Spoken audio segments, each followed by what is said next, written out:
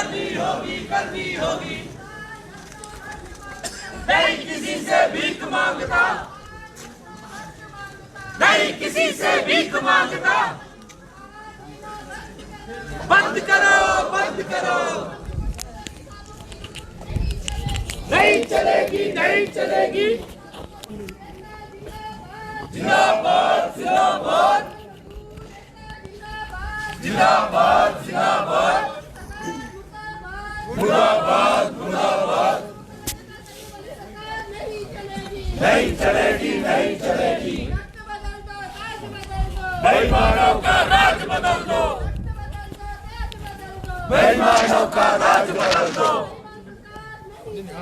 नहीं चलेगी, नहीं चलेगी,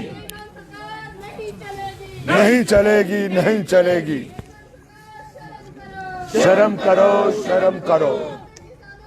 सिंगर साहब, बॉर्डर्स पे किसान आंदोलन है और वहीं पर आपने भी यहाँ पर धरना दे दिया है और केंद्र सरकार की जो नीतियां उनके विरोध में धरने पर बैठे।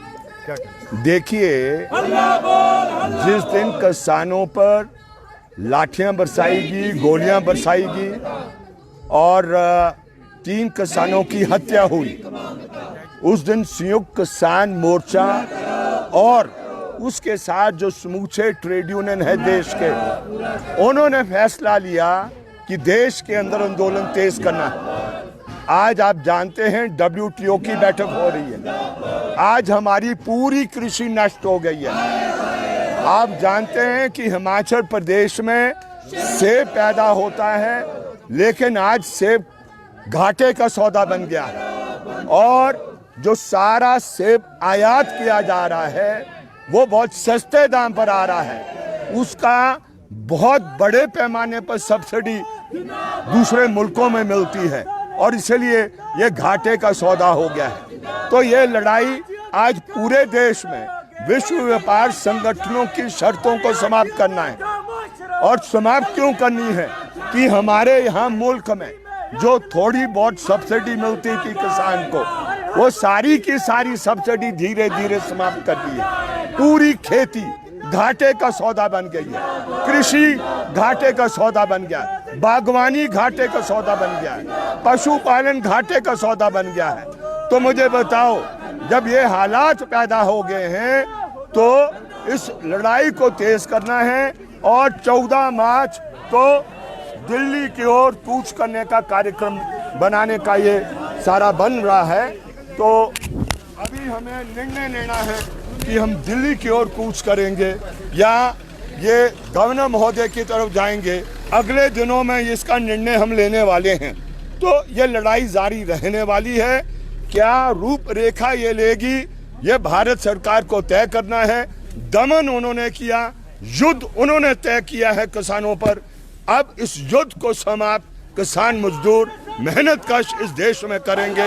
ये जंग उन्होंने छेड़ी है और इसलिए इस जंग को अब हम समाप्त करेंगे। लोगों की एकता को बनाकर आगे बढ़ने वाले हैं आने वाले दिनों में। हिमाचल से भी क्या इस आंदोलन में किसान जाएंगे? निश्चित रूप से जाएंगे।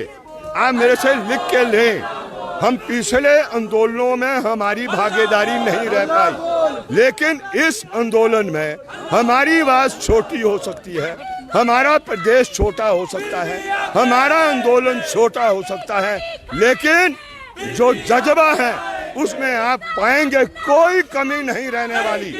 जहां दूसरे प्रदेश का किसान शहादत देगा, हम इस दफा अगली पंक्तियों में खड़े रहने वाले हैं उनके साथ, क्योंकि हम जानते हैं कि जब तक देश के अंदर मेहनत कश की एकता कायम नहीं की जाएगी तो ये जो अबानी अडानी का राज है, जो मोदी साहब इस मुल्क पर लादना चाहते हैं, उस राज को खत्म नहीं कर सकेंगे और पूरी खेती बर्बाद होने की कगार पर पहुंच गई है।